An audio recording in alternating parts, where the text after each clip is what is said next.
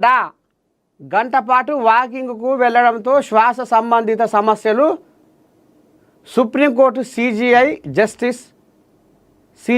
Justice Surya Kant అయ్యా నిన్న మొన్ననే కొలువెక్కింది సారు పాపం కడుపు సాలకుండా ఇక నిన్న మొన్ననే మరి సిజేఐగా కొలువెక్కిన జస్టిస్ సూర్యకాంత్ సార్కు ఢిల్లీలో కాలుష్యం చల్లకుండా గలీజ్ గాలితోటి ఆ గాలి పీల్చుకోలేక శ్వాస ఆడలేక దమ్ము వచ్చినట్టు అయ్యి పానం అంతా రోయి అయిందట గాయ అయిందట చాలా ఇబ్బంది పడ్డాడట సారు.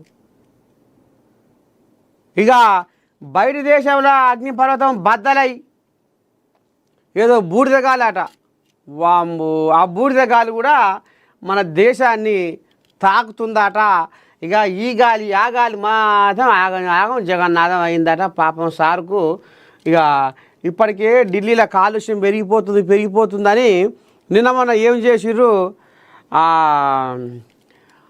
కృత్రిమ మేఘాలతోటి వాన కురిపించారు.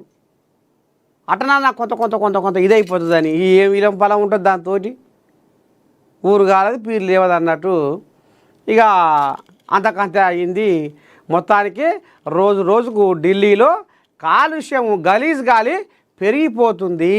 మరి ఎట్లా ఏంది ఏం కథ అంటే ఇక బ్యాటరీ బండ్లు నడుపుకుంటేనే ఏమన్నా ఇది, ఇక లేకపోతే అడ్డమైన పొగ బయటకు వచ్చి ఆ గాలి ఇది అది మొత్తం పొగ ఆ గాలిలో కలిసి గలీజ్ గాలి అయ్యి అది వీల్చుకోలేక సస్తూరు జనాలు.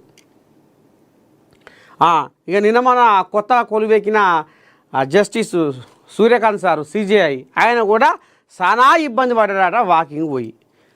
ఎట్ట సంగతి ఇంకేమంటుండో చూద్దాం పారి. ఇగోది గంట పాటు వాకింగ్కు వెళ్లడంతో శ్వాస సంబంధిత సమస్యలు సుప్రీంకోర్టు సిజేఐ జస్టిస్ సూర్యకాంత్ కీలక వ్యాఖ్య.